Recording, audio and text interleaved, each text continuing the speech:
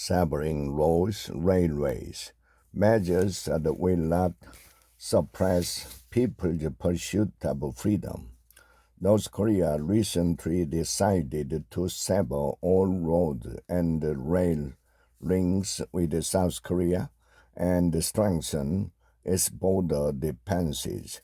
The North Korean People's Army justified this as a defense move against South Korea's growing military exercises and the rising presence of U.S. nuclear assets on the peninsula.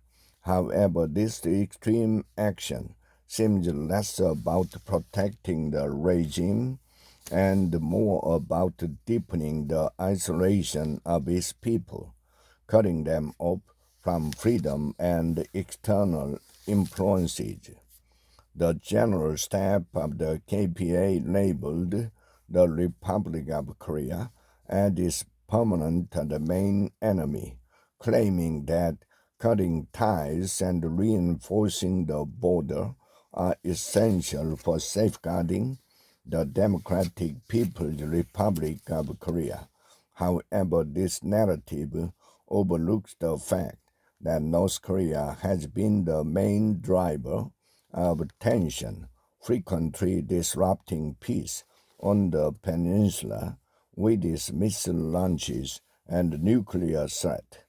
North Korean leader Kim has reframed inter-Korean relations as a hostile confrontation between two states, abandoning the earlier focus on national unification and the brotherhood. The North state-run Korean Central News Agency stressed that recent border fortifications are meant to strictly separate the DPRK's sovereign territory from rocks. Yet, beneath these efforts to draw a clear boundary, North Korea's action reveal a deeper anxiety. The fear of South Korean cultural influence, particularly the rising popularity of K-pop, Korean dramas, and other elements of the Korean wave, Hallyu. The cultural influence has likely contributed to the recent defection of North Korean elite, including Lee Il-kyu, a former diplomat to Cuba, who defected to South Korea. Such incidents highlight the fragile internal situation in North Korea, where even high-ranking officials are increasingly willing to risk everything to escape the oppressive regime.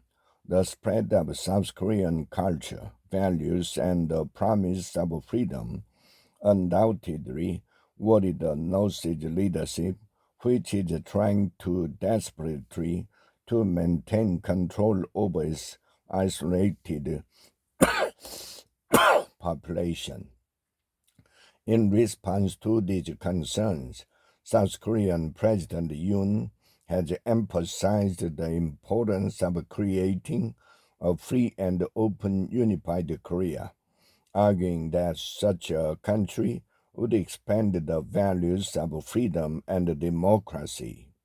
In a recent speech in Singapore, Yoon reiterated his commitment to pursuing peaceful unification based on liberal democracy, regardless of North Korea's provocation.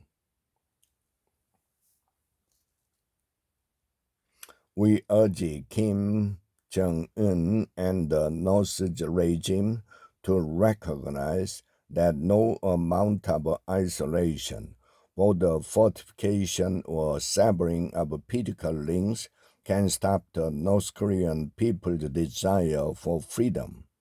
The pursuit of freedom is an inherent human drive, and it cannot be suppressed by cutting off access to outside influence or limiting contact with the South.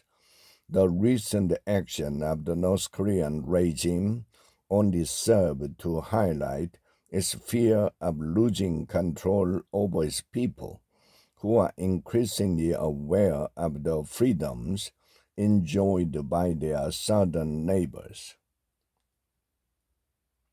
North Korea's decision to sever road and rail links with the South will not prevent its people from seeking freedom. Isolation may delay change, but it cannot suppress the human desire for liberty and a better life.